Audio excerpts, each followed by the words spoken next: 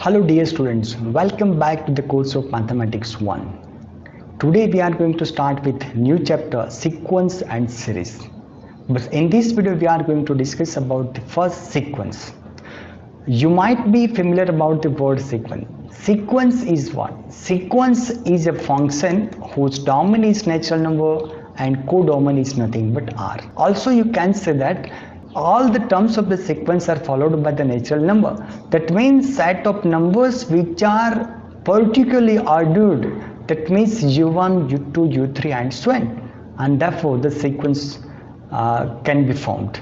And therefore the sequence is also denoted as this way. Also simply you may write the sequence un. So when we consider that this sequence is infinite sequence, that means if the sequence contains infinite terms, then we consider the sequence is infinite.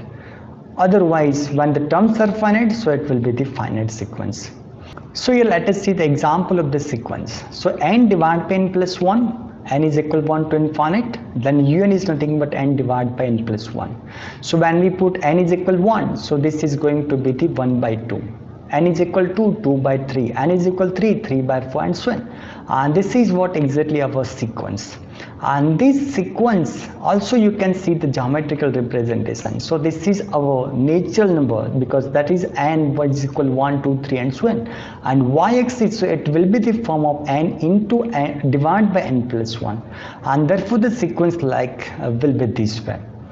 When we take n very large number, so what it is going to be? It is going to tends to 1, but not exactly, because whenever we apply the limiting concept, so you can find it. So we consider this sequence is going to be the convergent. This is another question. Minus 1 raised to n divided by n plus 2, then un is equal minus 1 raised to n divided by n plus 2, n is equal 1, so you will get the negative 1 by 3, n is equal 2, that is 1 by 4, n is equal 3, minus 1 by 5 and so on. So we can say this is the alternating sequence because minus and plus terms are there, and when we see that it's a geometrical representation, so it is look like this way. So whenever we start with n is equal 1, we'll have minus 1 by 3, then we have 1 by 4, then we have minus 1 by 5, 1 by 6 and so on. So from this what we can observe that the sequence is also going to be tends to this, that is 0. And therefore we can say this sequence is also converges to 0. Another, this is the cos n part divided by 2 where n is equal 0 to infinite. So in that case un is there. So whenever you expand it, n is equal 0 because cos 0 is nothing but 1, that is cos pi by 2, that is 0, cos n is equal to, so we get cos pi, that is a minus 1. So from this we can observe that this sequence is going to be attempt 3 terms, that is 1, 0 and minus 1. When you apply n tends to infinite, so you will have the 3 terms, that is 1, 0 and minus 1. That means it is not going to be the fixed number. Therefore we can say it is not going to be the converges to any fixed quantity, and therefore the form will be like that, and that you can see graphically. Let us understand the limit of a sequence. A sequence un has the limit L, that is we can write limit n tends to infinity un is equal L. Also you can say un tends to L as n tends to infinite, and this is going to be happen if for every epsilon greater than 0 there is a corresponding natural number n such that n is greater than n, then absolute value of un minus L is less than epsilon, and this is what exactly a theoretical definition. And let us see property of the limit of a sequence. So suppose you have given that two sequence un and vn, both are two convergent sequence, and c is the constant quantity. So based on that what you can say, limit n tends to infinite un plus vn or minus is there, so you can write separately. C is there, so C is the constant quantity, so it will not affect to the limit, so we can take outside this limit. The two functions are there, two sequence are there un and vn, so when we apply the limiting, so also you can write as this way. And whenever you assume that limit of un divided by vn as n tends to infinite, so that means you have to follow that limit n tends to infinite numerator, that is un, divided by limit n tends to infinite denominator, that is vn. But this is possible only if the denominator series is vn should be the non-zero. And if we have the limit n tends to infinite un raised to m, so in that case you can write limit n tends to infinite un raised to power m, where m is positive and also un is greater than 0. Some standard result that you should keep in mind, and most of this result already you have done in the indeterminate forms. Limit n tends to infinite ln n divided by n, but when you take n is equal to infinite, so what you are going to get? Infinite divided by infinite, that is the indeterminate form. That means you have to apply the L'Hospital rule. It is known as the L'Hospital rule. And in that case what you have to do, you have to just do derivative of the numerator as well as derivative of the denominator, and when you apply, so what you are left with? Only 0, and that is we have. Also we have seen, so we will use this kind of identity. Limit n tends to infinite 1 plus 1 by n raised to n, reciprocal of the 1 by n as a power is there, so answer is A. And limit n tends to infinite 1 minus 1 by n, but there is no reciprocal as a minus, so I have to write as a minus 1 as a power. Then I can say reciprocal of the minus 1 by n is nothing but minus n, so we can say e raised to minus 1, and that is we have 1 by e. Limit n tends to infinite n tends to 1 by n, that is going to be the 1. Also you can prove by the L'Hospital rule. Also you can say L'Hospital rule. And limit n tends to infinite x raised to n is equal to 0, and this will be happen to 0 if we have this quantity should be the less than 1. If it is greater than 1, so it is going to be the infinite. So also for all values of x, you can observe that limit n tends to infinite x raised to n divided by n factorial, so it is going to be the 0. One more, limit n tends to infinite a raised to n minus 1 divided by n, so answer is going to be the ln a. But when you supposed to write limit n tends to infinite, so a raised to 1 by n will be there, minus 1 divided by 1 by n, so answer will be the ln a. Using all these properties, we will see the example. So first let us understand when we can say that the sequence is convergent. Simply you should keep in mind that our limit is the unique. When we have the unique limit, then we definitely say that the sequence is the converges, and converges to whatever we have obtained the limit. So limit x n tends to infinite un is equal L, then we can say that the sequence is converges to this number.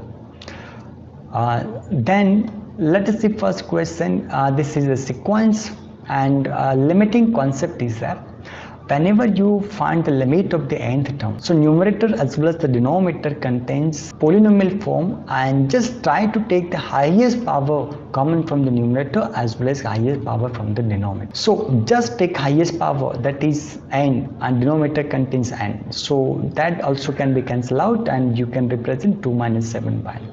Whatever the quantity you are going to take common, just divide by itself, then you will get this one form. And when we apply the limiting n tends to infinite, so answer is nothing but 2 by 3, and this is a unique answer which is finite, so definitely the given sequence is converges to where exactly 2 by 3. When we can say that the sequence is divergent, if we have the limit of the n term is plus infinite or minus infinite, then we can say that the limit does not exist. Also you can say that if there are more than one limit, then definitely the sequence will be the divergent or diverges. For example, whatever we have the given question 2n plus 1, but when you apply the limiting concept, so what you will be, only answer is infinite plus 1, but whenever the quantity is infinite is there, and if you add the finite quantity, so still the answer will be the infinite, and therefore we can say that the answer is nothing but plus infinite, therefore it is the divergence. Let us see theorem. If limit n tends to infinite, absolute value of un is equal 0, then definitely we can say that the limit n tends to infinite un is equal 0. So for this theorem, let us understand based on that one counter example. Evaluate limit n tends to infinite minus 1 tends to 1 divided by n if it is exist. So what I am just going to take absolute value of this number, and when you take its absolute value, so you are left with limit n tends to infinite 1 by n, and when you apply n tends to infinite, so 1 divided by infinite, that is going to be the 0, and which is the finite, so we can say its answer is 0, and also we can say that the whatever, if I'm just going to consider minus 1 is to n divided by n as a sequence, and that will be the also converges to 0. Next theorem, if limit n tends to infinite un is equal L, and suppose that f is a continuous at L, that means this is going to be happen. What does it mean by? Suppose you have given that limit n tends to infinite un is equal L. Function f is continuous, so I can say, so what I can represent, limit n tends to infinite f of un is equal, that is f of L, and therefore we have. Now let us understand example based on this theorem. Find limit n tends to infinite sine pi by n. So pi by n is nothing but like un. So limit is going to be exist, and that is going to be the 0. But sine function, that is our function. So sine function is what? Exactly continuous, and therefore sine can be taken outside, and also we can represent sine of limit n tends to infinite pi by n, but this limit is nothing but 0, so sine 0 is nothing but 0. Next, limit n tends to infinite e raised to 2 by n. So 2 by n is nothing but sequence, and e, that is the function. So whenever we apply the limit, so e raised to limit n tends to infinite 2 by n can be written, and when you take the limiting concept, so e raised to 0, and e raised to 0 is nothing but 2 1. Let us see one more question.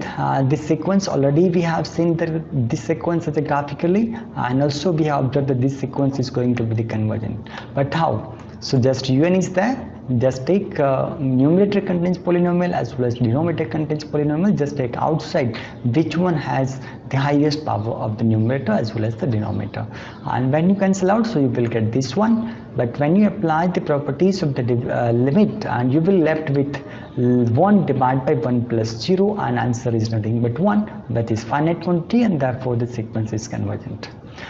Is the sequence n squared plus n divided by 2n squared minus n is convergent? So for that, first again, this is like the previous one, numerator contain polynomial, denominator again polynomial, so just take highest power common and get cancel out, and when you apply the limit, so you will get the 1 by 2, and this is the finite quantity, and hence it is a convergent. Test the convergence of the series tan hyperbolic n, and un is equal to tan hyperbolic n is there, but tan hyperbolic n can be written as sin hyperbolic n divided by cos hyperbolic n, but we know that the cos sin hyperbolic x is equal e raised to x minus e raised to minus x divided by 2, and cos hyperbolic x is equal e raised to x plus e raised to minus x divided by 2.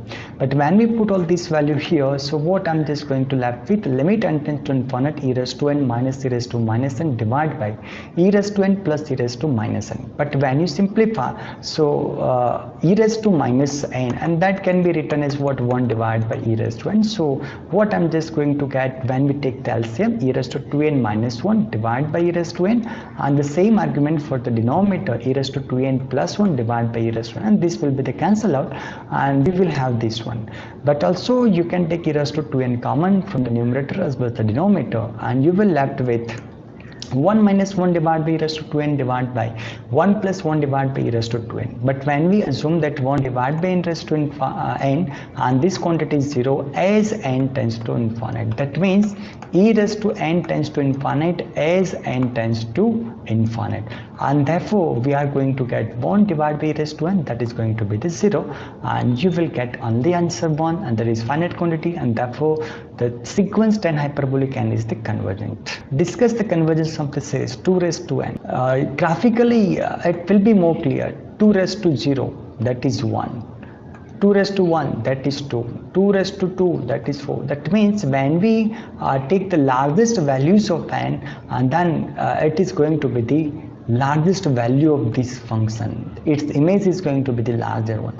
That means when I take its n tends to infinite, then this graph is going to be the infinite, and therefore we can say that the sequence is nothing but divergent.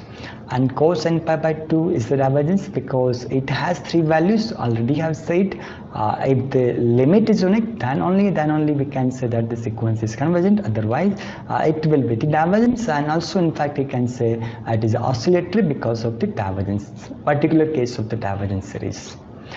Does the sequence with nth term is given by this one convergent? If so, find its limit of the nth term. So it is clear that the numerator and the denominator part is there. So again, numerator contains n, that is highest, denominator contains power is n highest, but power itself is there n, that means n raised to n is there. Also we can write for the denominator n raised to n is there. So what I'm just can write that 1 plus 1 by n and divide by 1 minus 1 by n, and instead of that also you can represent n 1 plus 1 by n divide by n 1 minus 1 by n and raised to power n, and simply it is going to be the cancel out, and you will have this way. And also you can represent this as a 1 plus 1 by n raised to n divide by 1 minus 1 by n raised to n. But when you apply the limiting concept, so what you are going to left with, and this is reciprocal of the 1 by n, that is n, and therefore answer is going to be E. But what about here?